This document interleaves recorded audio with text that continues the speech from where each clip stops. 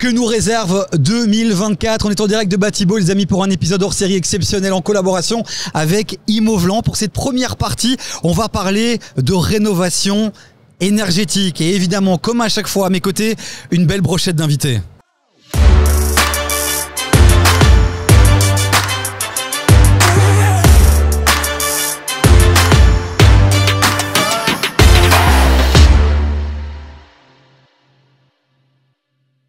Bienvenue les amis, et il est là, il est beau, il est frais. On l'appelle, il vient directement, Ken Van Petegem, CEO de Winvest. CEO de Winvest Bruxelles, non, directeur. Excusez-moi. Il est humble celui-ci, merci d'être là Ken. On a Eric Spitzer, CEO d'Imovlan, c'est lui le CEO. Il en faut bien, donc c'est moi. Et puis il y a un nouveau visage qui vient exceptionnellement pour ce hors-série. Bonjour. Monsieur Sylvain de Century 21, Everone. Ne vous battez pas, s'il vous plaît. Il y a de la place pour tout le monde sur le marché de l'immobilier. Bon les amis, le vrai sujet qu'on a envie d'aborder avec vous, c'est tout ce qui est lié à la rénovation énergétique. On parle beaucoup de tout ça, ça bouge un peu à tous les niveaux de pouvoir. On parle du PEB, on parle des primes, résolutions qui n'arrivent pas, qui vont peut-être arriver. En fait, on ne sait plus trop. Je compte sur vous pour partager un maximum de conseils, de bons plans. Pour tous les gens qui sont ici dans le public à Batibo, mais aussi ceux qui vont nous regarder, qui nous regardent là actuellement sur YouTube. On va commencer par un sujet qui est pas dingue, mais qui est ultra important parce qu'il influence tout, j'ai l'impression en ce moment. C'est ce fameux certificat PEB. Sylvain. C'est moi. T'es le petit nouveau, c'est toi qui va commencer. 18 âges, allez c'est parti. Le certificat PEB. Alors pour ceux qui sont baignés dans le milieu, on sait ce que c'est. En deux mots, c'est quoi le certificat PEB ? Donc, le certificat PEB, c'est un certificat qui a pour but d'être un outil en fait de comparaison. Donc, en soi, il mesure, c'est le niveau de déperdition de chaleur. On me dit si à un moment ça devient trop technique, mais donc, en soi, c'est est-ce qu'on va consommer finalement beaucoup ou pas beaucoup d'énergie dans le bâtiment finalement qu'on a acheté, qu'on occupe, etc. Eric, à quel moment ce certificat PEB il intervient? À l'achat, à la vente, pour demander un crédit, j'en sais rien. À quel moment ça intervient ce certificat PEB? Alors il intervient à partir du moment où on le demande. Pour l'instant, il n'est pas encore obligatoire. Il va l'être. Dans quelques années, tous les bâtiments devront avoir un PEB, mais aujourd'hui, il ne l'est pas. Par contre, évidemment, c'est un indicateur qui est important sur la performance énergétique. Et donc, on sait très bien que les lois et les ordonnances ont déjà été prises. Et donc, il va falloir se conformer à certains niveaux de PEB. C'est pas juste avoir un PEB et savoir que la performance n'est pas bonne. S'il n'est pas bonne, il va falloir l'améliorer. Donc, c'est important quand on acquiert un bâtiment, quand on regarde. Et nous, on voit sur Imovlan que plein de gens regardent déjà beaucoup plus les bâtiments qui ont une bonne performance énergétique. C'est un élément qui va devenir de plus en plus important au fil du temps. Je vous invite à vous qui êtes ici dans le public et à vous qui nous regardez aussi sur YouTube à réagir en nous envoyant des petits messages sur le WhatsApp de l'émission 0472 72 72. Les messages sont là, il y a déjà Bernard qui nous envoie des petits messages. Je lirai évidemment toutes les questions dans un instant. Mais Ken, le certificat PEB, aujourd'hui, on sait qu'il y a des différences entre les régions.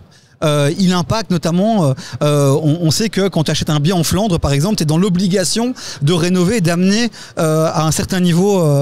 Tu peux nous donner les 2-3 infos concrètes qu'il faut absolument savoir? Déjà en Flandre le PEB est coté beaucoup moins sévèrement que dans les autres régions. Donc normalement on doit amener le PEB à D en Flandre très rapidement, j'ai plus la date exacte, mais je crois que c'est 2035. Si je dis pas de bêtises, je crois qu'on est à cette date-là. Et c'est assez facile de le faire parce que je te dis, la cotation est beaucoup moins sévère là-bas. À Bruxelles, ça va être beaucoup plus compliqué. Là, on voudrait un PEB D pour 2035 aussi, alors qu'on a beaucoup de PEB aux alentours des F et G. Et ça va être beaucoup plus compliqué de les rénover parce qu'on a des façades classées, parce qu'on a des vitraux, parce qu'on a plein de choses qui vont faire en sorte que les travaux de rénovation sont beaucoup plus compliqués à réaliser. Anthony Urbain, qui est souvent avec nous dans les autres épisodes, qui est un peu le monsieur chiffre, le monsieur qui murmure aux oreilles des banquiers, nous a dit aussi que parfois aujourd'hui, quand on demande un crédit hypothécaire, on demande quand même aussi, on s'intéresse quand même aussi à ce fameux certificat PEB. Ça impacte comment concrètement, Eric? Il y a certaines banques qui, si le PEB, si le niveau de performance n'est pas assez bon, vont demander que dans l'opération soit prévue une rénovation.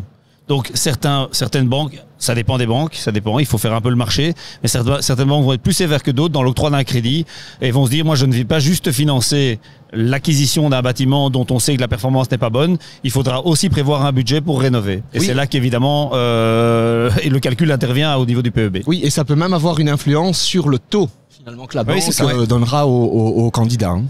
Eric, je sais que tu parles beaucoup, tu es monsieur Imovlan, donc tu es dans beaucoup d'événements, tu es invité dans beaucoup d'événements, tu vois un peu les hommes politiques. Le certificat PEB, 2024, période d'élection, qui est sur la table. Il y a des choses on va vers quoi à Bruxelles, on va vers quoi dans les autres régions? Tu as 2-3 petites infos à nous partager? À court terme, à savoir dans les mois qui viennent pour les élections, pas énormément de choses à partager. Parce que les ordonnances sont prises, les lois sont votées, ce sont des règlements européens, et donc là fatalement, il y a des choses qui sont déjà, auxquelles il va falloir se conformer. Par contre, ça reste, il y a un énorme enjeu pour moi au niveau des politiques, et là, j'espère qu'on va pouvoir leur parler bientôt dans l'émission pour voir un petit peu de quel bois ils comptent se chauffer. C'est au niveau de l'urbanisme. Parce qu'évidemment, les rénovations, tout ça c'est très bien, mais changer une façade, isoler sa façade, changer des châssis, tout ça requiert un permis d'urbanisme. Alors, donc il y a certaines choses qu'on peut faire, qu'on a envie de faire, mais qu'on n'a pas spécialement le droit de faire d'un point de vue urbanistique. Donc il y a tout cet élément-là, et ça c'est une véritable lasagne et une usine à gaz, un parcours du combattant.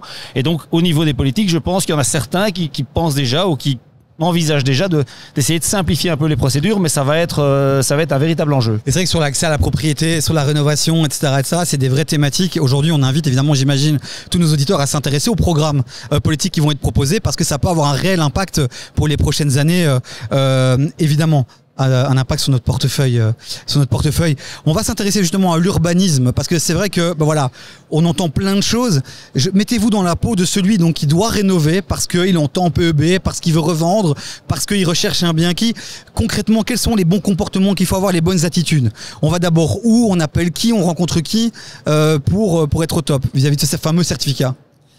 C'est là qu'on compte sur les politiques pour simplifier les choses, parce que c'est très compliqué. Ici, je vais prendre un exemple concret. On a vendu avec Uinvest un immeuble de rapport où 2 portes de garage et une porte d'entrée avaient été changées sans permis d'urbanisme.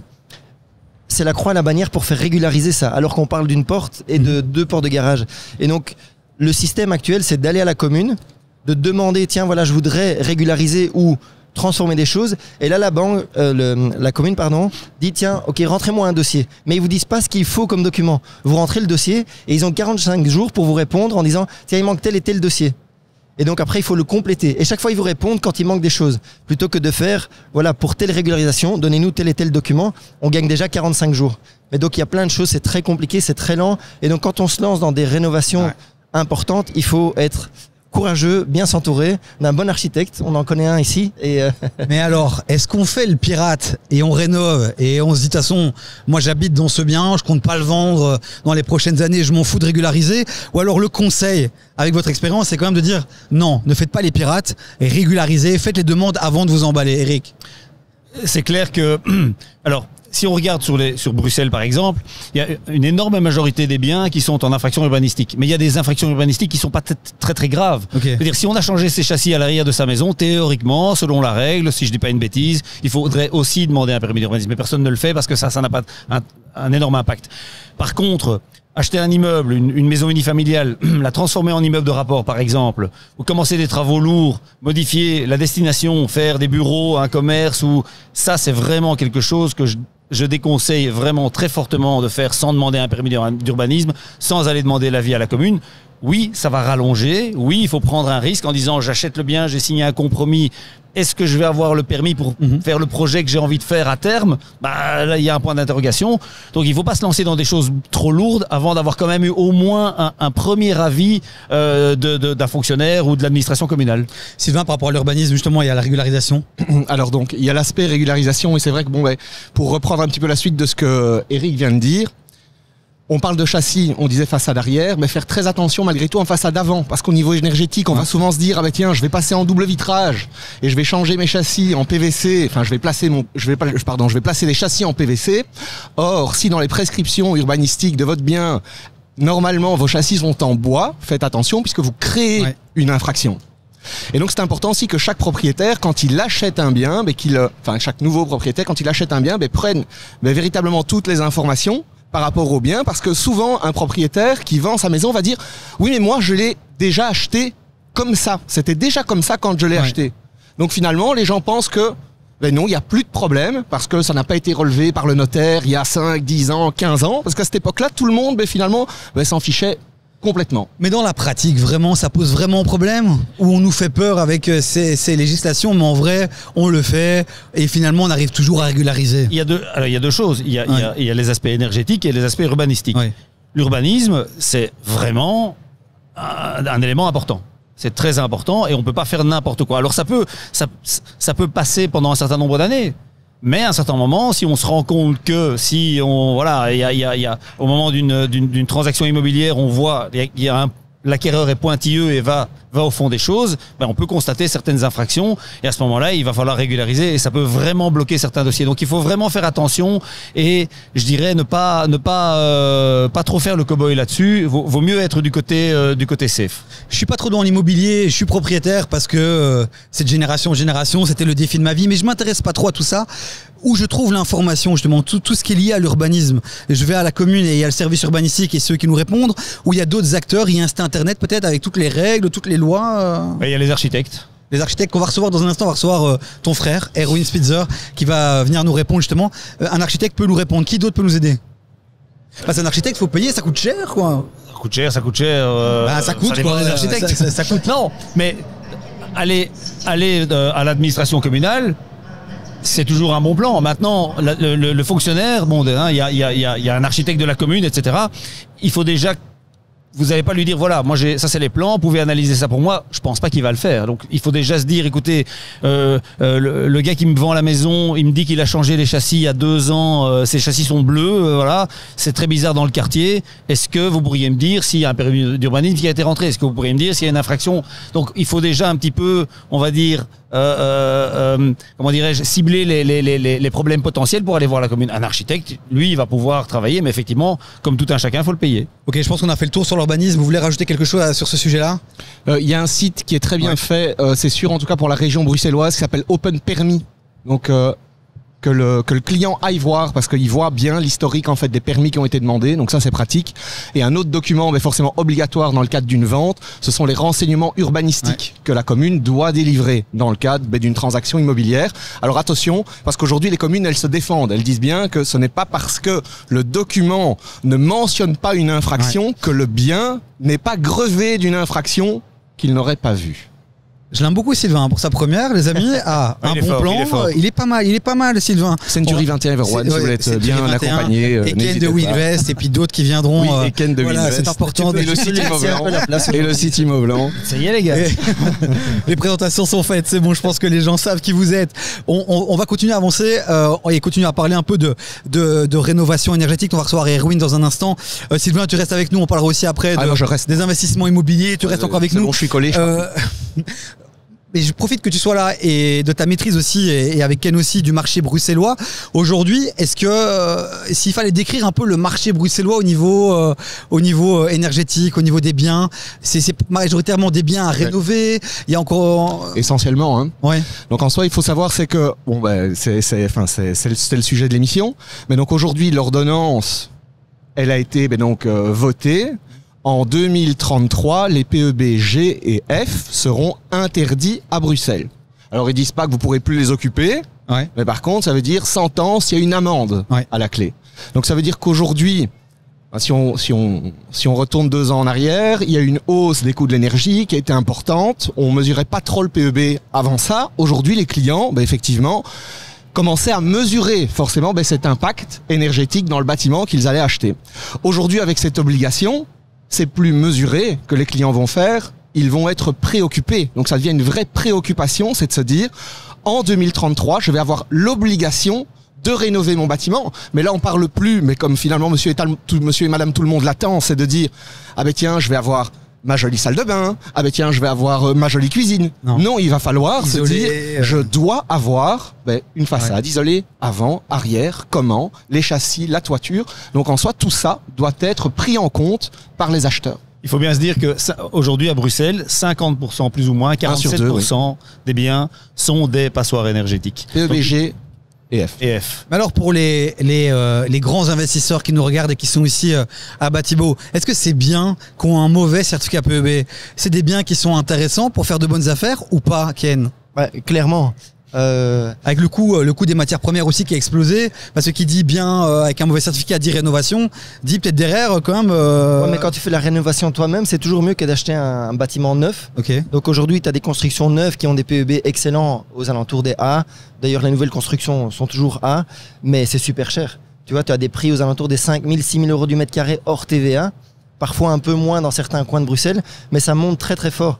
Ton bien à rénover, tu vas l'acheter aux alentours des 2000 € du mètre carré, tu peux déjà faire quelques milliers d'euros de travaux du mètre carré. Donc ça coûte pas autant. Donc pour les investisseurs, acheter un bien où le PEB est mauvais reste toujours très intéressant. Ok, donc tous ceux qui disent qu'ils sont restés à la période de la guerre qui a fait monter les prix, aujourd'hui on doit toujours quand même rester prudent, les prix sont toujours élevés, ou ça s'est stabilisé, ça a diminué, on peut rénover nouveau sans dépenser des milliers. On l'a vu en 2023, la Belgique a quand même été un pays très solide dans cette crise que d'autres pays ont beaucoup moins bien vécu que nous, parce que nous les prix ont stabilisé, on n'a pas vu vraiment de chute, et si chute il y a eu, c'est plutôt une correction vu les belles années qu'on a eues juste avant. Et donc ça reste toujours très intéressant d'acheter. Moi je conseille à tous mes clients qui souhaitent faire d'investissement d'acheter des croûtes, j'aime bien ce terme, parce que c'est grâce aux rénovations qu'on va pouvoir dégager une réelle plus-value derrière. Quand tu achètes quelque chose qui est déjà rénové ou qui est neuf, ta plus-value elle prend beaucoup plus de temps à arriver. On a reçu une chouette question et ça me rappelle, on en a parlé dans un des épisodes où je pense que c'est Evelyn Gillen, on la salue, qui avait dit que, on va revenir sur le PEB, qui disait que un certificateur, enfin, en fonction du certificateur qui vient, on peut avoir un résultat qui n'est pas le même. Oui. C'est vrai ça. Alors qu'est-ce qu'on fait? On demande plusieurs certificats et puis on fait une sorte de moyenne. Oui, bah alors on le paye à chaque fois. Oui. Ça coûte cher de faire expertiser sa maison? Ouais, je dirais globalement compter entre 250 et 400 € le certificat à peu près. Mais donc si j'ai une mauvaise note, je peux potentiellement peut-être avoir une note plus élevée avec un autre certificateur. Parce qu'en réalité, comme ce sont des certificateurs, dès qu'un certificat a été déposé, tu peux pas le changer, sauf si tu apportes de nouveaux éléments. Donc en fait, ce qui se passe, c'est que les certificateurs, comme plein d'autres êtres humains, sont des êtres humains, ils font des erreurs. Donc ils viennent, s'il a mal dormi, il est pas content, il prend pas les mesures qu'il faut, il regarde pas tes documents, il remplit mal ton PEB. Et en fait, il t'envoie d'abord un draft. Et c'est à toi de vérifier ce draft et de l'accepter ou pas. Si tu te rends compte qu'il n'a pas mis toutes les infos nécessaires, tu peux lui dire, vous avez oublié mes châssis, vous avez oublié ma chaudière, attendez, je viens d'isoler la toiture, tenez les factures. Et donc c'est à vous aussi de vérifier ce qu'il a fait comme travail. Parce qu'une fois que le certificat est enregistré, c'est très compliqué de le changer. Ok, donc je fais quoi? C'est-à-dire que je fais venir un certificateur, il me remet un rapport, mon réflexe c'est pas de prendre ça pour argent comptant, c'est quand même un peu de le challenger déjà avec des amis j'imagine. Et je dois dire aussi au certificateur, attention, ne le dépose pas directement, je veux quand même challenger, on lui dit ça, c'est ça, ouais. Et on se met d'accord sur le moment où il doit déposer. Exactement. Ok. Moi je dirais... en théorie, je dirais que les certificateurs, enfin un bâtiment, l'exemple qu'on cite, qui existe, est une exception. Je veux dire, dans la majorité des cas, vous faites venir plusieurs certificateurs pour un même bien, on va être plus ou moins la même chose. Il y en a sans doute qui ont certaines, c'est un peu comme les experts, il y en a sans doute qui ont certaines sensibilités par rapport à certains éléments plutôt que d'autres, mais je crois qu'il faut raison garder. Ça sert à rien de faire venir comme ça 3 ou 4 certificateurs pour dire je vais prendre le meilleur et celui qui a été le plus sympa. C'est pas comme ça que ça fonctionne. Normalement, cette norme est une norme qui est fixée par un cadre. Voilà, par un cadre. Exactement. Tout à fait, ça vaut la peine de vérifier parce que nous on a déjà eu des PEB où même les mètres carrés n'étaient pas bons. Okay. Parce que en réalité, on vend dans nos annonces, on vend des prix au mètre carré. Mais si le certificateur s'est trompé de 10 ou 15 mètres carrés, si on prend le prix moyen de 3 000 € pour des rénovations à Bruxelles, 3 000 x 15, c'est 45 000 € de perdu. Donc c'est important de vérifier que les mesures ont été bonnes et que toutes les infos dans le PEB ont été bien introduites. Effectivement, ça ne sert à rien d'appeler 5 certificateurs, il faut juste vérifier que le travail est fait correctement. Alors moi je ne pousse pas évidemment à la magouille, mais on sait que dans cette émission, en tout cas les fidèles qui sont même venus aujourd'hui nous écouter savent qu'on a tendance à dire les choses. Est-ce qu'il y a moyen de négocier avec les certificateurs? Ou c'est vraiment des gens hyper droits, ou alors il y a un pote parce que tu l'as dans ton entourage, tu le connais, tu manges avec lui, tu peux négocier avec lui, écoute j'ai un pote qui a besoin fais-lui un bon score. Dans la pratique ça se fait ou pas, où les gens sont vraiment hyper... C'est très compliqué. Allez, lâchez un peu des... Non, vraiment. C'est comme les agents immobiliers, c'est tous des gens super corrects. Il n'y a pas moyen de négocier, il n'y a pas des bons contacts qu'on peut avoir. Non, personnellement, chez nous, le certificateur, il va sur place et il s'arrange directement avec le propriétaire. Okay. Il fait son travail, il s'arrange pas. Mais le certificateur, c'est qui à la base? C'est un mec indépendant. Exactement. Exactement. Et comme disait Eric, il a un cadre, il a des règles qui sont à respecter pour chaque certificat qu'il doit établir. Et donc en soi, alors attention, parce que c'est vrai que les régions aujourd'hui n'ont pas encore les moyens nécessaires pour effectuer des contrôles. Mais normalement, contrôle, il y aura. Et donc, il y a quand même un sérieux risque derrière de se faire... Voilà. Je retiens que pour le moment, il n'y a pas trop de contrôle, mais que ça arrivera. Le meilleur conseil, je pense, malgré tout, qu'on puisse donner aux gens quand ils doivent faire un certificat énergétique, c'est de préparer le rendez-vous. Ouais. Apporter les traces des travaux que vous avez effectués dans votre bien. Une chaudière qui a été remplacée, des châssis qui ont été remplacés, une isolation particulière, etc. Avec ces éléments probants, normalement, le certificateur, il fera bien son travail. Et puis, il ne faut pas oublier une chose, tout ça c'est bien gentil, mais l'objectif c'est de dépenser moins d'énergie pour se conformer à quand même c'est une nécessité, des objectifs écologiques, je veux dire. Oui. Hein, mais voilà, il ne faut pas perdre ça de vue non plus. L'objectif c'est pas juste... Aussi, Eric. Et ça peut si tu n'as pas les moyens de rénover, tu es freiné. Ah mais ça c'est certain. Mais il ne faut pas perdre de vue l'objectif premier qui est juste pas de dire on veut avoir le papier. Ouais. L'idée c'est vraiment d'avoir des bâtiments qui ont une meilleure performance énergétique. L'objectif c'est ça. Et c'est le problème, hein. C'est qu'il y a un objectif sur lequel finalement on est tous alignés. Il faut faire un effort parce qu'on a un parc immobilier qui est énergivore. Ça, on peut pas le contester. Mais le problème, c'est surtout, maintenant, vous devez faire ça. Et si vous ne le faites pas, vous aurez des amendes. Donc, en fait, on fait peur aux gens et on n'apporte pas vraiment de solution à côté. Le temps passe très très vite, il reste déjà plus que 5 minutes, donc j'invite les gens qui sont ici, si vous avez des questions, si vous attendiez quelque chose de cette conférence, n'hésitez pas à nous poser les questions. Je l'ai posé directement ici à nos experts. 0472 72, c'est ça? Parce que j'ai le numéro ici, je vais vous le donner. 12 72. Madame la patronne, voilà, 0472 72, je reçois un message, j'ai reçu un message de Bernard. Donc Bernard, ne t'inquiète pas, je vais poser la question. Sylvain, je te remercie, on te retrouve dans la partie 2. On va vite se switcher avec Erwin, qui est architecte, ça va être intéressant de parler avec lui aussi, peut-être potentiellement des primes. Aussi. Non, ça tu peux la reprendre, je pense. Merci. Merci Sylvain. Bonjour Erwin qui est architecte. Ils se ressemblent un peu. Voilà, ils sont frères. Et merci de ramener la famille. Ici, c'est des choses d'ailleurs. Si on a changé un peu la donne. J'ai pas fait la vanne parce qu'après à chaque fois tu me le reproches. Mais bon. Les amis, parlons 2 secondes un peu. On parlait du coût. C'est vrai que tu disais, voilà, le but de rénover, c'est aussi de participer à cet engagement sociétal qu'on doit tous avoir. C'est un coût parfois, ça. Souvent. Mais il y a des primes. Oui. Ces primes, elles fonctionnent pour qui? Elles fonctionnent pour quoi? Est-ce que ça marche vraiment, Eric? Erwin, ces primes, elles fonctionnent pour qui? Elles fonctionnent pour quoi? Est-ce que ça marche vraiment? Tu disais de faire appel à un architecte. Eric, moi, je fais appel à un architecte. Est-ce qu'on peut avoir des primes justement pour profiter de tes services, Erwin? Parle bien juste dans le micro, Erwin. Pour profiter de mes services, on peut avoir des primes. On peut avoir des primes pour un audit aussi. On peut avoir des primes pour faire des travaux. Et ces primes, c'est quoi exactement? Les primes, c'est combien? On est remboursé les primes, en fait, avec la Rénolution, donc cette stratégie que la région a mis en place pour lancer la rénovation énergétique, ils ont mis en place une quantité de primes bien plus importante qu'avant. Alors c'est pas toujours évident de s'y retrouver. En fait, pour les particuliers, le mieux c'est d'aller voir HomeGrade par exemple qui a des conseillers pour faire ça. HomeGrade, c'est quoi exactement? HomeGrade, c'est une ASBL, enfin une association qui est subsidiée et qui aide les particuliers à pouvoir s'y retrouver dans les primes. Mais globalement, il y a des primes qui sont destinées uniquement aux propriétaires occupants. Celles-là sont beaucoup plus étendues. Et puis il y a quelques primes aussi qui peuvent être obtenues par les propriétaires non occupants. Il ne faut pas oublier qu'à Bruxelles, plus de 60% des bâtiments ne sont pas occupés par leurs propriétaires. Hein. Ah, c'est dingue ça. Et donc là, les primes sont un peu moins élevées quand même, parce qu'on considère que ce ne sont pas eux qui sont directement impactés. Donc oui, des primes aident, mais évidemment qu'il faudra payer pas mal d'argent pour accéder à ces niveaux d'isolation et de performance énergétique. Il ne faut pas oublier non plus que les échéances sont en 2033 et puis 2045. Donc il y aura un temps pour se préparer. Mais c'est sûr que ce ne sera pas une promenade de santé, hein, ça c'est clair. Ken, tu voulais réagir justement sur les primes Mais j'ai voulu faire mes devoirs avant de venir à l'émission, tu vois. Et j'ai été au stand de Bruxelles. Et en fait, tu as un dépliant qui est assez grand, tu vois, avec toutes les primes plusieurs fois. Et tu as, en fonction de tes revenus, en fonction de ta situation familiale, en fonction de ta situation en tant que propriétaire occupant, propriétaire bailleur pour AIS, donc les agences immobilières sociales, tu as pas des primes plus faibles, mais tu as droit à des primes ou non. Et tu es dans des catégories 1, 2 ou 3 en fonction de tes revenus. Donc c'est vraiment un chemin. Tu dois être accompagné d'un... Et donc, et en Wallonie aussi, à ce service-là, et donc avoir le réflexe de faire appel aussi aux organismes publics qui sont là justement pour aider, c'est aussi un bon réflexe à avoir. En réalité, c'est différent. Tu dois te renseigner sur quels travaux peuvent être subsidiés. Tu fais tes travaux et avec les factures, tu rentres ta demande de remboursement de primes, enfin de paiement de primes derrière. Et donc c'est en 2 étapes. Après, alors, Eric, il faut voir si on est payé ou pas. Souviens-toi, on a eu un épisode avec la secrétaire d'État Nawal Benamou. Oui. Tu l'avais un peu titillé, challengé en disant alors les primes Rénolution très bien, mais il n'y a pas d'argent. Il n'y a plus d'argent. Donc on en est où aujourd'hui en 2024 Pareil. Sur ces primes? On peut faire confiance à l'État ou pas? Parce que moi j'ai un petit budget, c'est serré.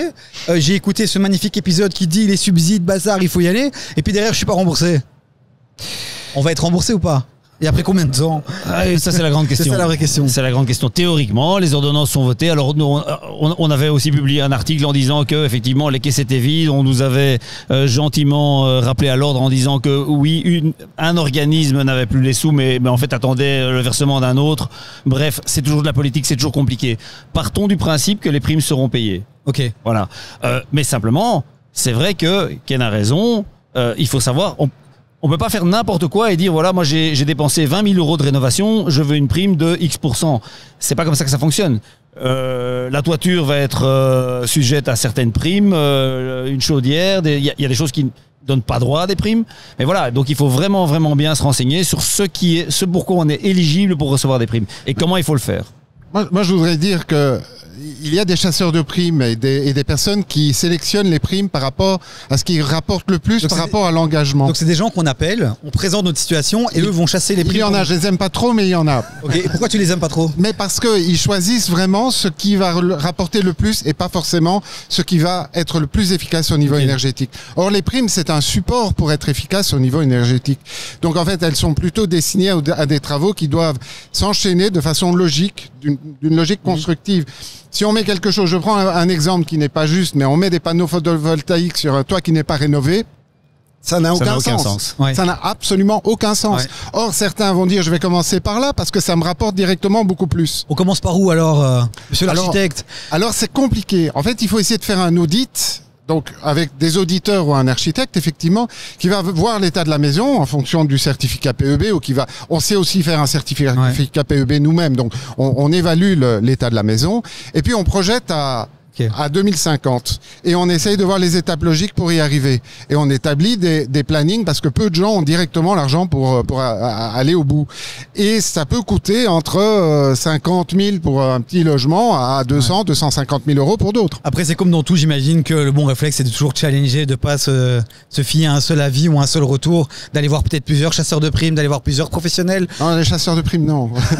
Erwin n'aime pas beaucoup les chasseurs de primes. Non mais par contre une chose à ne pas faire. Il reste 2 minutes, Eric. Plutôt une chose à faire, c'est de le faire. C'est-à-dire que si on a les moyens, si on a conscience qu'il faut rénover son bâtiment, même si on se dit bon, on va quand même devoir passer à la caisse et solidement, c'est quelque chose qu'il faut déjà envisager. Ça sert à rien de se dire on est en 2024, ok, 2033, j'ai le temps, je peux attendre, on verra bien demain. Pourquoi? Parce que ça va devenir de plus en plus cher, ça va devenir de plus en plus compliqué, ça va devenir de plus en plus... Le timing va être de plus en plus serré, et en fait, on fait un mauvais calcul. Oui, et en plus, juste, je voudrais rajouter qu'on va devoir tripler en moyenne le taux de rénovation dans la région.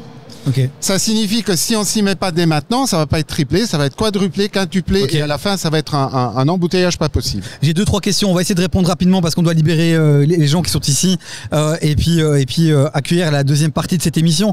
On nous demande de parler un peu de la gestion locative, relation bailleur-locataire, les obligations. Ken, t'as quelque chose à dire par rapport à ça? En fait, quand on met son bien en location, on a l'obligation de fournir un PEB. Okay. Donc le locataire qui prend un appartement en location est au courant de la situation énergétique du bâtiment. Point. L'obligation qu'a le propriétaire, c'est de mettre en place un appartement salubre. S'il est salubre et qu'il est PEBG, il n'y a aucune demande au propriétaire de mettre une nouvelle chaudière. C'est comme ça, il le savait à l'avance. Donc il n'y a pas d'obligation de rénovation énergétique pour l'instant. Ok, autre question. Je suis en train de rénover une petite maison mitoyenne de 70 mètres carrés, 2 chambres. Il y avait un vieux convecteur à gaz. J'aimerais moderniser pour le confort de mes futurs locataires et pour obtenir également un meilleur PEB. J'aimerais connaître les meilleures solutions, rapport qualité-prix, confort, sécurité, PEB. Il y a une arrivée gaz, un vieux chauffe-eau élec à changer et une eau avec beaucoup de calcaire. Est-ce qu'on a des bons plans? Et là, il faut payer une séance individuelle. Incroyable. Pour Bernard. On peut déjà féliciter Bernard pour les détails. Très belle description. Il a eu quelques... Alors, il nous dit, c'est comique, il nous dit j'ai eu quelques devis de 10 000 à 16 000 euros. Ça, c'est intéressant. C'est vrai qu'on peut vraiment avoir. Prendre celui si on installe une pompe à chaleur à mauvais escient, ça peut coûter 16 000 euros, en effet. Bon, aujourd'hui, les chaudières au gaz sont encore admises. Donc, quand on a une vieille maison qui n'est pas isolée, surtout, il faut virer le chauffe-eau électrique. Ça, c'est clair. Mais il y a moyen en intermédiaire de passer à du gaz. Mais c'est quand même intéressant de réfléchir au-delà parce que les énergies fossiles, elles vont plus être permises très très longtemps à Bruxelles. Je peux pas laisser Bernard là-dessus. Bernard, il veut 2-3 conseils. On va terminer là-dessus. Les gens du secteur de l'immobilier, ils ont souvent des bons contacts, des bons tuyaux. Ils vont dans des magasins particuliers. Nous, on connaît pas grand-chose. On va chez Brico. Est-ce que quand on veut rénover, est-ce qu'il y a des petits tips pour payer moins cher, quoi? Pour une chaudière, par exemple, toi tu dois acheter une chaudière, tu vas où? Tu vas chez Vaillant directement? Tu les appelles? Chez Batibo. Chez Batibo, ouais, où tu as les fournisseurs qui sont là. Vous n'avez pas de contact particulier? Si, évidemment. Ouais, ils ont demandé de rester anonyme, tu vois. Non, pas partager les 2-3 conseils, allez. Non, mais vraiment, Batibo, par contre. C'est l'occasion d'aller voir les fournisseurs. Je viens d'acheter un studio et je dois faire des rénovations complètes, salle de bain, cuisine. J'ai pris le temps de passer dans les différents stands parce qu'il y a des belles remises aujourd'hui. Tu peux bien négocier parce qu'ils sont vraiment à la recherche de clients. C'est en fait, Batibo est une journée marketing pour toutes ces sociétés et donc ils font des prix très intéressants, ils t'offrent le placement, ils t'offrent de l'électroménager. Donc c'est un endroit où tu peux aller rencontrer plein de gens, discuter avec des gens qui sont dans le milieu et qui peuvent t'apporter des idées, des contacts. Tu t'en es très très bien sorti, Ken. Il y a aussi les magasins qui sont uniquement accessibles aux entrepreneurs qui ont un numéro de TVA. Est-ce que, parce que moi je sais que dans le textile ou dans certains business, même si on n'a pas de numéro de TVA, on peut toujours aller dans ces magasins-là et un peu chipoter. Est-ce qu'on peut aller aussi en tant que particulier, on cherche à rénover, aller dans ces magasins-là et tenter d'avoir des prix plus avantageux que dans d'autres commerces? C'est pas intéressant. Non. Si on achète soi-même, on paye 21% de TVA. Si on passe par un entrepreneur, on en paye 6. Même avec une très très bonne remise, on va déjà perdre les 15% sur la TVA. Ok. Donc il faut toujours ça, si je peux donner un conseil, pas forcément de passer par un architecte parce que tous les travaux ne le nécessitent pas, mais toujours passer par un entrepreneur de préférence qualifié qui va non seulement avoir une très bonne remise, autre chose que ce qu'on va avoir effectivement chez un distributeur pour professionnels. Très bonne remise, plus les 15% de TVA en moins. Je ne vois pas aucun intérêt, à moins qu'on soit super bricoleur, d'installer soi-même sa chaudière, d'isoler soi-même, etc. Ben super, merci les amis, le temps est passé très très vite, ça fait 1 heure qu'on fait cet épisode. D'autres bons plans évidemment en commentaire, on vous invite, vous qui êtes ici, à continuer à envoyer des messages sur le WhatsApp, à aller dans quelques jours aussi sur notre chaîne YouTube, le RDV des Proprios, à mettre votre question en commentaire. Nos experts passent de temps en temps par YouTube et par Instagram pour répondre. Merci Ken, merci Eric, avec plaisir. Merci Erwin pour cette première. Merci. Et on te retrouvera très bientôt certainement sur le plateau du Rendez-vous des Proprios. Et on se retrouve dans quelques minutes pour la deuxième partie de ce hors-série spécial en direct de Batibo, en collaboration avec Imovlan. C'est rien de le dire. Merci beaucoup. Et merci à vous qui étiez là aujourd'hui. Merci beaucoup. Merci.